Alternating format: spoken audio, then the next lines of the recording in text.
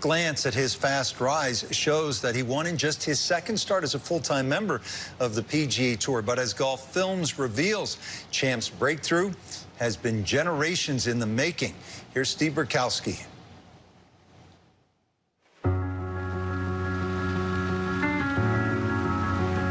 I come from a diverse background. No one would know. It's something that's very important to me. Knowing the history and knowing it wasn't that long ago. It's not just about me.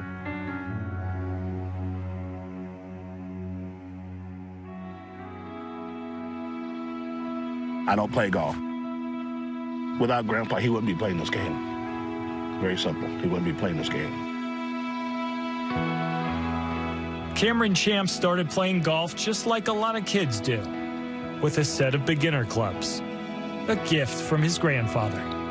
That's where it started. It was just, he just run me raggedy. I would say, Cameron, I'm going in the front yard. Try to hit it over the house. So it took him maybe 4 or 5 tries. And he said, Grandpa, I hit one over the house. I said, Cameron, I know, I'm over here. I always wanted to go to his house and hit shots, calling him saying, you know, can we go to the course? And we'd stay out there all day.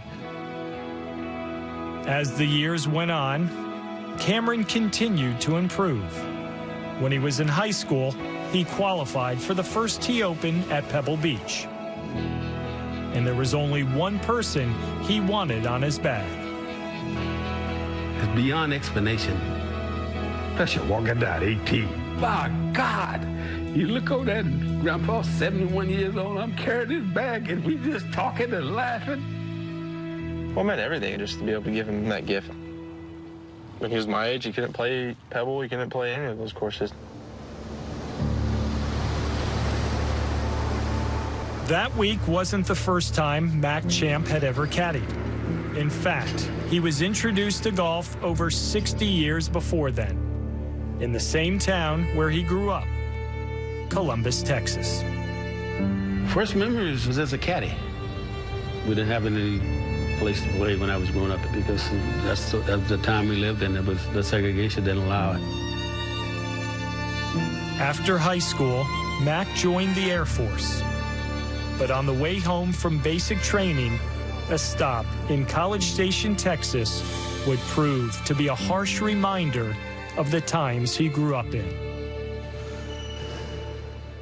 The bus driver said, well, get off and get us a sandwich. So I said, well, I'm going to go get me a hamburger, a hot dog or something. I went in and they told me they didn't serve me. I guess it's the time that we lived in.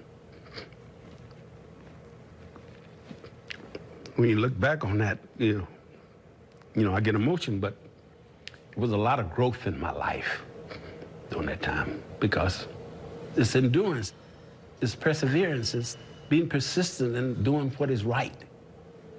Sometimes it takes a lifetime, but I see that patience and that perseverance, it paid out through my grandson. Mack Champ never shared that story with his family until after Cameron had made his choice of where to go to college. Coincidentally, Texas A&M, the school his grandson chose to accept a scholarship to, was in the same town where Mack was not accepted over 50 years earlier. You know, my dad, hold on a second. My dad, he never talks about the past. He only talks about the future, moving on. And so, you know, for him not to share that story with us for 50 years, and then his grandson is going there, it's like, it's powerful. It's powerful.